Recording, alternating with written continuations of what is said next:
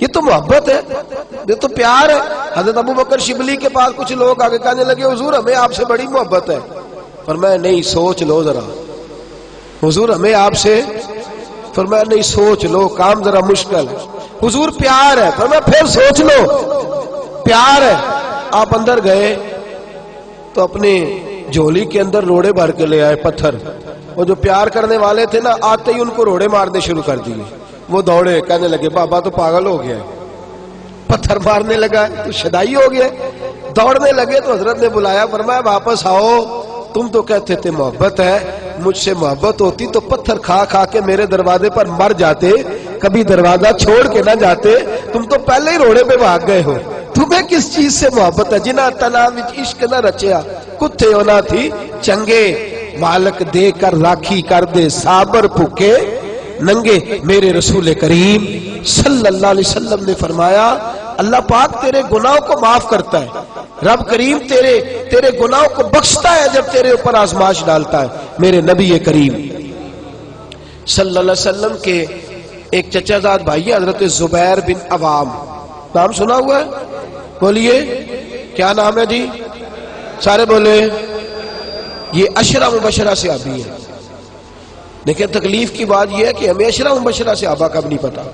عشرہ مبشرہ صحابی ہیں جناب زبیر بن عوام، حضرت صفیہ جو حضور کی پھوپھی ہیں، یہ ان کے بیٹے، اور نبی پاک صلی اللہ علیہ وسلم کی جو ہمشیرہ ہے، حضرت عائشہ کی جو سگی ہمشیرہ جناب اسماء، وہ ان کی زوجہ ہے، یہ رشتہ بھی حضور کے ساتھ۔ ان کے ایک بیٹے تھے حضرت عروہ بن زبیر رضی اللہ تعالی، حضرت عروہ بن زبیر جناب زبیر بن عوام کے صاحبزادے۔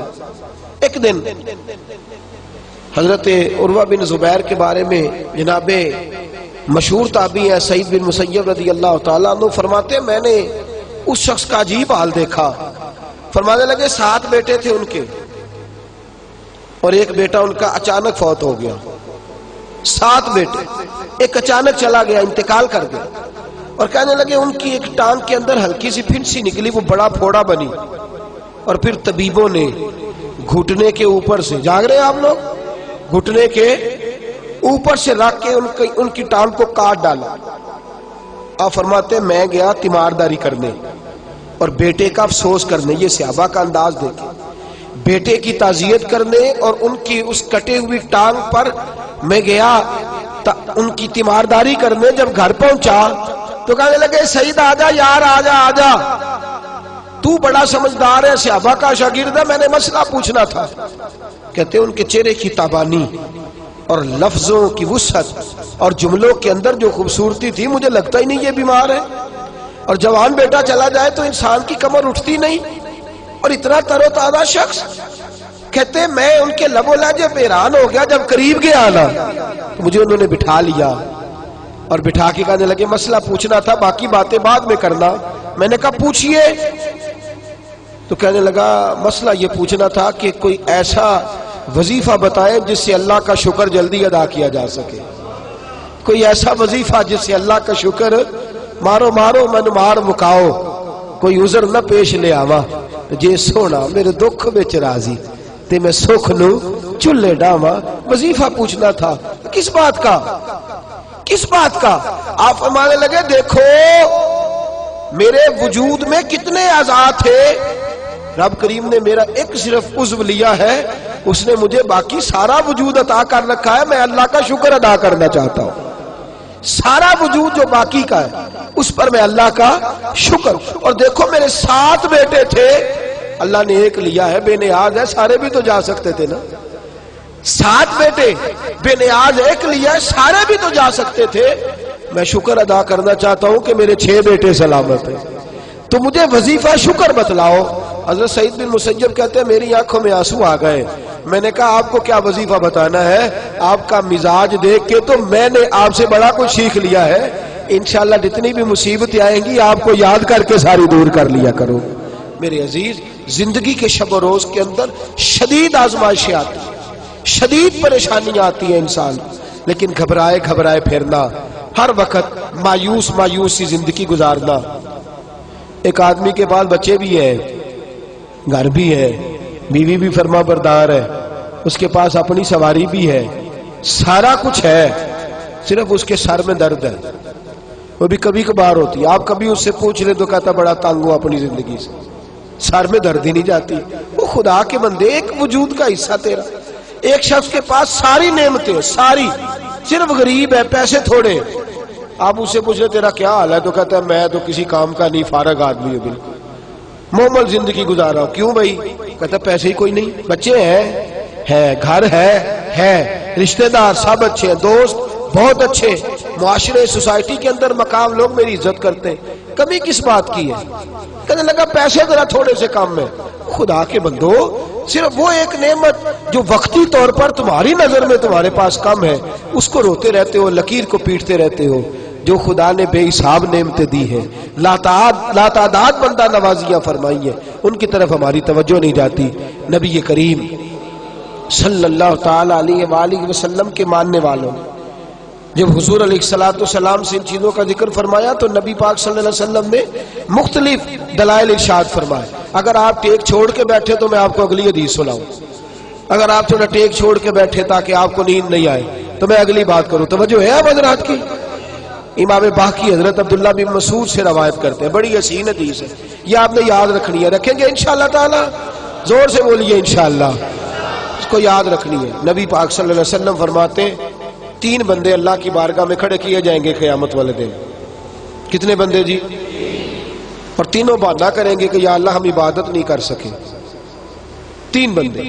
شعب الایمان میں امام بہقی نے نقل کیا، رسول پاک صلی اللہ علیہ وسلم فرماتے ہیں سب سے پہلے ایک غلام کھڑا کیا جائے، جو کسی کا غلام ہے، کھڑا کیا گیا اللہ کی بارگاہ میں. اللہ پاک نے فرمایا تو نے میری عبادت کیوں نہیں کی، نماز کیوں نہیں پڑھی؟ تو کہتا یا اللہ میرے اوپر بندوں کے حق ہی بڑے تھے، میں کسی کا غلام تھا، تو خدا بندہ میں کیسے تیری عبادت کرتا؟ میں تو غلامی کی زندگی گزار رہا تھا، مالک کی بات مانتا کہ تیری مانتا؟ میرے نبی پاک صلی اللہ علیہ وسلم کے صحابی فرماتے ہیں اللہ کریم حضرت یوسف علیہ السلام کو بلائے گا اور جناب یوسف کو اس کے سامنے کھڑا کر کے کہے گا یوسف اسے بتا تو نے کتنی قید کاٹی ہے، اسے بتا تیرے بھائیوں نے تجھے کنویں میں پھینکا ہے، اسے بتا تو نے کتنی تکلیفیں سہی ہیں. حضرت یوسف جب بات کر رہے ہوں گے تو رب اس سے کہے گا میرے یوسف نے تکلیفیں بڑی سہی ہیں پر سجدہ ایک بھی قضا نہیں کیا، سجدہ ایک بھی. تو بتا تو زیادہ غلامی میں تھا کہ یوسف زیادہ پریشانی کے عالم میں تھے؟ وہ کہیں گے نہیں یا اللہ یوسف ہی تھے. فرمایا پھر تو میری بارگاہ میں بہانے کرتا ہے، میری بارگاہ میں بہانے کرتا ہے. اللہ اکبر. میرے نبی کریم صلی اللہ علیہ وسلم فرماتے ہیں رب کریم فرمائے گا اس سے جو تاجر تھا بھئی تو نے نماز نہیں پڑھی، عبادت نہیں کی، میرا ذکر شکر نہیں کیا، تو عرض کرے گا یا اللہ میں تاجر تھا، میری ڈیوٹیاں بڑی تھی، کاروبار بڑا پھیلا ہوا تھا. یہ اللہ خیر کرے آپ کو جسے پوچھ لے میاں صاحب نماز نہیں پڑھتے، کہتا میں نے ٹائم کوئی نہیں نماز پڑھنے کا. تو میں نے کہا بڑی اچھی بات ہے، اللہ خیر فرمائے، اللہ معاف فرمائے، اللہ اپنی رحمت کرے. ٹانگ ٹوٹ جائے نا آج تو لٹا لیں گے ڈاکٹر صاحب، 3-4 پلیٹیں ڈال لیں گے، 6 مہینے کام کو نہیں کرنے دیں گے. تو پھر آپ کا کیا خیال ہے آپ کے بچوں کی روٹی عرش سے گرے گی؟ کھائیں گے کھانا کہ نہیں؟ نظام روک جائے گا دنیا کا. میرا خیال ہے جتنے تاجر فوت ہو گئے اس کے بعد تجارت ختم ہو گئی دنیا میں. بہانہ کرتے ہم. میرے نبی کریم صلی اللہ علیہ وسلم فرماتے تاجر سے پوچھا جائے گا تو نے عبادت کیوں نہیں کی، عبادت کیوں نہیں کی؟ تو عرض کرے گا یا اللہ کام بڑے تھے، تجارت لمبی چوڑی تھی، پھیلی ہوئی، ادھر بھی ڈیوٹی ادھر بھی ڈیوٹی، وہاں بھی جانا یہاں بھی جانا.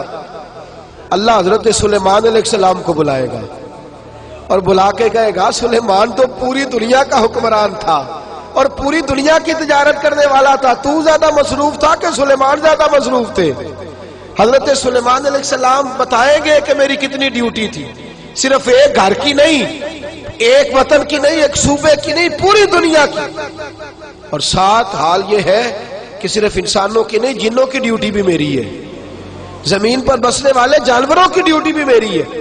اللہ فرمائیں گے یہ اتنی مصروفیت کے باوجود ہر وقت میری بارگاہ میں جھکا رہتا تھا، تو ہی زیادہ مصروف تھا. تیسرے ایک بندے کو بلایا جائے گا جو مجبور تھا، بیمار تھا، پریشان تھا، اس کو بلا کے اللہ فرمائے گا تو نے عبادت کیوں نہیں کی؟ یا اللہ میں بیمار رہتا تھا، یا اللہ میں پریشان رہتا تھا، میں مصیبت میں رہتا تھا، تو نے مجھے آزمائش میں ڈالا تھا۔ میرے حبیب فرماتے اللہ کریم حضرت ایوب علیہ السلام کو بلائے گا، حضرت جن کے پورے وجود میں درد رہتی تھی، پورا وجود تکلیف کا شکار تھا، 7 بیٹے ایک دن میں انتقال کر گئے، کھیت کھلیان باغ اجڑ گئے، مجنو بن کے وچ بازارا کدی ککھا وانگ رلائے تے کدی کہایا کمبا سارا، سر نیزے اتے چڑھائے، آدم یار مناؤن دی خاطر اسا کی پیس وٹائے۔ فرمایا حضرت ایوب کو کھڑا کر کے اللہ فرمائیں گے تو زیادہ بیمار تھا کہ ایوب؟ تو زیادہ تکلیف میں تھا کہ ایوب؟ یا اللہ نہیں، درد تو انہیں زیادہ تھا، تکلیف تو انہیں زیادہ تھی۔ تو اللہ فرمائیں گے اس کا تو ایک سجدہ بھی قضا نہیں ہوا، ایک سجدہ بھی قضا نہیں ہوا۔ اور تو کہتا تھا جناب بندہ ٹینشن میں ہو تو نماز تو نہیں نہ پڑھی جاتی، بندہ پریشان ہو تو بندہ پریشان ہو تو تنخواہ پکڑی جاتی ہے، بندہ پریشان ہو تو دنیاوی باتیں ساری ہوتی ہیں۔ میرے دوستو اتنی آزمائشیں نہیں جتنا اپنے وجود پر بوجھ ڈالا ہے، میرے رسول کریم صلی اللہ علیہ وسلم نے مزاج دیا ہے، صحابہ کو سمجھایا ہے۔ اور صحابہ کرام کا تو طریقہ یہ تھا، وہ تو آزمائش کو پکڑ کر گلے آزمائش کو تھامتے تھے، اور جو آزمائش میں نہیں ہوتا تھا اس سے پریشان ہوتے۔ ذرا توجہ فرمائیے، حضرت خالد بن ولید کا نام سنا ہے؟ یہ سیف اللہ ہے، اللہ کی تلوار۔ حضرت خالد بن ولید نے اپنی بیوی کو طلاق دے دی، اور بڑا عرصہ وقت اچھا گزرا، طلاق ہو گئی، بیوی چلی گئی، ایک باغ بھی دیا تحفے میں۔ بعد میں ایک آدمی پوچھنے لگا حضور آپ نے بیوی کو طلاق دے دی، کیا معاملہ تھا؟ آپ فرمانے لگے کوئی مسئلہ نہیں، میری بیوی بڑی نیک تھی، پرہیزگار تھی، اچھی تھی، فرما بردار تھی۔ انداز دیکھیے گا، کہنے لگا جناب عجیب بات ہے، طلاق بھی دے دی اور اچھی بھی بڑی تھی، کس بات پہ طلاق دی؟ آپ فرمانے لگے وہ میرے ساتھ 27 سال رہی ہے۔ کتنے سال؟ اور میں انتظار کرتا رہا ہوں۔ میرے نبی پاک صلی اللہ علیہ وسلم نے فرمایا جس کو اللہ تکلیف نہیں دیتا اس سے اللہ ناراض ہوتا ہے۔ میں نے 27 سال انتظار کیا، اس کے تو کبھی سر میں درد نہیں ہوا تھا۔ تو آپ فرماتے ہیں میں نے اسے ایک باغ دے کے بھیج دیا اس کے میکے۔ میں نے کہا تیرے اوپر چونکہ آزمائش نہیں آتی تو کہیں ایسا نہ ہو اللہ تجھ سے ناراض ہے تو مجھ سے بھی ہو جائے۔ مانے لگے اس خیال میں نے اس کو بھیج دیا ہے کہ اس پہ تو تکلیف ہی کبھی نہیں آئی۔ ہمارے ہاں ذرا ذرا سی آزمائشیں ہیں اور لمبے چوڑے پہاڑ ہیں۔ اور ایک اور بات سن لیں، آزمائشوں میں جو جینا سیکھ جاتا ہے نا، رب کریم اسے درجے بھی بڑے ہی عطا فرماتا ہے۔ جس کا دنیا میں کوئی سہارا نہیں نہ بنتا، پھر اسے خدا کی رحمت آگے بڑھ کے سہارا عطا فرماتی ہے۔ اپنی زندگی کے اندر آزمائش سے لڑنا، تکلیف سہنا، ذہن بنا لے تکلیفیں آئیں گی، آزمائشیں آئیں گی، بیماری آئیں گی، مجھے برداشت کریں۔ جس کے اندر برداشت ہے اس کا حوصلہ بہت بڑا ہے، اور جو برداشت سے آ رہی ہے وہ ختم ہو جائے گا۔ میرے رسول کریم صلی اللہ علیہ وسلم کی صحابیہ حضرت اسماء بنت ابی بکر صدیق، جناب صدیق اکبر رضی اللہ تعالی عنہ کی صاحبزادی ہیں، حضرت عائشہ کی بڑی بہن ہے۔ یہ وہی ہیں جو غار ثور میں میرے نبی کو کھانا پہنچایا کرتی۔ 90 سال سے زیادہ عمر ہوگی حضرت اسماء کی، اور ان کے صاحبزادے عبداللہ بن زبیر رضی اللہ تعالیٰ عنہ۔ 90 سال سے زیادہ عمر ہوگی اور ان کے صاحبزادے لڑائی کر رہے ہیں حجاج بن یوسف کے ساتھ۔ آنکھوں سے انہیں نظر نہیں آتا حضرت اسماء کو، بوڑھی ہو گئی، صاحبزادہ جہاد کر رہا ہے۔ حضرت عبداللہ بن زبیر اپنی والدہ کے پاس آئے اور آ کے کہنے لگے اماں میرے کچھ ساتھی بھاگ گئے ہیں، کچھ کمزور ہو گئے، حجاج کے ساتھ میرا مقابلہ ہے۔ والدہ بڑا کم نظر آتا ہے، پریشان ہے، 90 سال سے زیادہ عمر ہے، اور ماں گلی میں جھگڑا ہو رہا ہو تو بیٹے سے کہتی ہے بیٹے تو اندر آ جا جلدی سے، تو نہ بیچ میں حصہ لے لے۔ والدہ سے آ کے پوچھتے ہیں اماں میں کیا کروں، حجاج کے خلاف لڑ رہا ہوں، بہت سارے ساتھی کچھ چلے گئے ہیں ڈر کے، کچھ جو ہے وہ کمزور پڑ گئے، کچھ نے وہ بزدل نہیں ہے، وہ کمزور نہیں، لیکن انہوں نے حکمت سمجھی ہے تھوڑی دیر کے لیے چلا جانا۔ ماں کہنے لگی بیٹے پہلے تو یہ بتا کہ تو حق پہ ہے کہ نہیں، دولت کے لیے تو نہیں لڑ رہا، اقتدار کے لیے تو نہیں لڑ رہا۔ کہنے لگی اماں قسم اللہ کی عزت کی میں حق پہ ہوں، میں فکر امام حسین کا وارث ہوں، میں ظالموں سے لڑ رہا ہوں۔ تو ماں کہنے لگی بیٹے جا، پھر والدہ کہنے لگی جا میرا بیٹا، اور جا کے اس کے ساتھ لڑائی کر، اگر تو فتح یاب ہو گیا تو میں شکر ادا کروں گی، اور اگر تو شہید ہو گیا تو میں قیامت میں تیرے اوپر فخر کروں گی۔ تو کہنے لگے اماں وہ بڑے ظالم ہیں، بوڑھی ماں کا حوصلہ دیکھ، وہ بڑے ظالم ہیں، وہ تو مسلح کر دیتے ہیں، ناک کان گلا کاٹ دیتے ہیں، اتنا سخت میرا دشمن ہے۔ والدہ کہہ رہی ہے بیٹے سے، 90 سال کی بوڑھی اماں کہتی ہے بیٹا بکری کو ذبح ہوتے وقت تکلیف ہوتی ہے، کھال اترتے وقت تکلیف نہیں ہوتی۔ تکلیف تجھے ایک وقت ہوگی جب تیر لگے گا، جب تلوار لگے گی، ناک کان کاٹتے تجھے کیا تکلیف ہوگی، اللہ تجھے زیادہ اجر عطا فرمائے گا۔ جا مجھے بہادر کی ماں بننے کا شرف دے، بزدل کی ماں بننے کا شرف نہ دے۔ یہ دلیر ماں کا حوصلہ، یہ لفظ کیا کہ بیٹے کو بھیجا۔ حضرت عبداللہ بن زبیر لڑے، 14 دن تک آپ کی لاش لٹکی رہی، لیکن 14 دنوں تک آپ کے وجود سے خوشبو ہی آتی رہی۔ حجاج بن یوسف نے آپ کی ماں کو بلایا، حضرت اسماء آئی، کہنے لگا تجھے پتہ ہے تیرے بیٹے کی لاش لٹک رہی ہے؟ کہنے لگی کیا کہا؟ لٹک رہی ہے؟ ہاں تیرے بیٹے کی لاش لٹک، کیا کہتے ہو؟ تیرے بیٹے کی لاش لٹک رہی ہے، پھر بتا لو، تیرے بیٹے کی لاش لٹک رہی ہے۔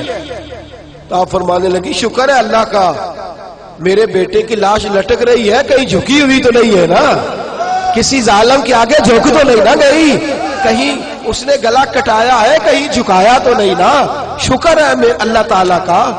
کہنے لگے تو مجھ سے سفارش نہیں کرے گی کہ اس کی لاش کو ہٹا دوں؟ آپ فرمانے لگے جس رب نے اسے شہید ہونے کا حوصلہ دیا ہے وہ اسے قبر کی اعلیٰ جگہ بھی عطا فرمائے گا۔ حضرت عبداللہ بن زبیر جنت المعلیٰ میں آرام فرما رہے ہیں، اور سرخیل ہے وہاں کے مسلمانوں کے عزیزوں، تکلیفوں کو آگے بڑھ کے وصول کرنا۔ ذرا ذرا سی بات پہ لوگ چیختے چلاتے ہیں، کفر بولتے ہیں، گھروں میں فوتگی ہو جائے تو کفر۔ حضرت جعفر طیار شہید ہوئے، حضرت علی کے سگے بھائی تو ان کے گھر کی عورتیں رونے لگی، حضور نے فرمایا جاؤ انہیں چپ کراؤ۔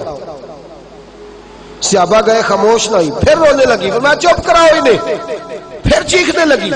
تیسری بار حضور نے فرمایا نہیں چپ کرتی تو ان کے منہ میں خاک ڈال دو، انہیں پتہ نہیں جو بین کرے، سر پھاڑے اور اپنے چہرے پر اپنے ہاتھ مارے وہ تو میری امت میں شامل ہی نہیں ہے، تو میری امت میں شامل ہی نہیں۔ میرے عزیزوں، شریعت اسلامیہ حوصلے کی بات کرتی ہے، صبر کی بات کرتی ہے۔ گھروں کے اندر ذرا ذرا سی بات پہ بے صبری کرنا، ذرا 2-4 جملے بھی ہم ہضم نہیں کر سکتے، ایک بے رخی بھی ہم ہضم نہیں کر سکتے، تھوڑی دیر کے لیے بھی کوئی آنے والی تکلیف ہم برداشت نہیں کرتے۔ بے صبری ہے، ہماری کم حوصلہ ہے، اور تحمل مزاجی سے دور چلے گئے ہیں، اس لیے ہمارے غم بھی روز بروز بڑھتے چلے جا رہے ہیں۔ رب کائنات کی بارگاہ میں یہ التجا کیا کرے اللہ ہمیں حوصلے عطا فرمائے، اور ساتھ رب کریم ہمارے اوپر وہ والا فضل فرمائے اس طرح وہ اپنے نیک بندوں پر فضل فرماتا ہے، اور اللہ ہمیں حوصلے اور صبر کے ساتھ زندگی کے ایام گزارنے کی توفیق عطا فرمائے، ہمیشہ مدحت خیر الانام میں گزرے۔ دعا ہے یہ عمر درود و سلام میں گزرے۔ آخر دعوانا ان الحمدللہ۔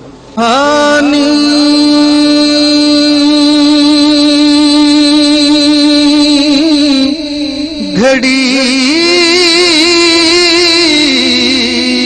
چمکا طیبہ کا چاند سہانی،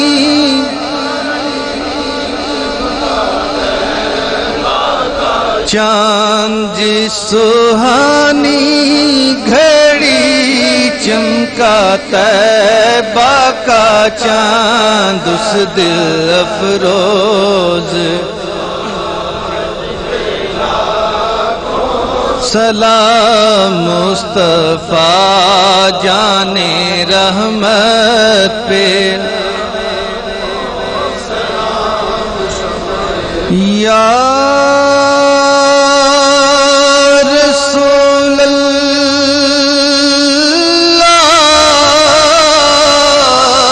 تیرے در کی فضا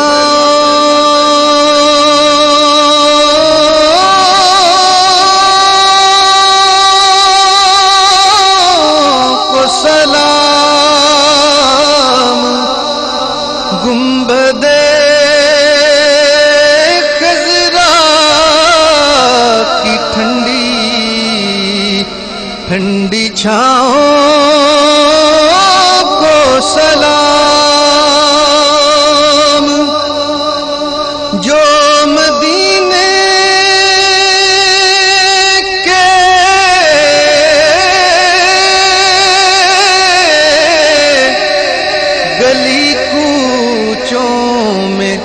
دیتے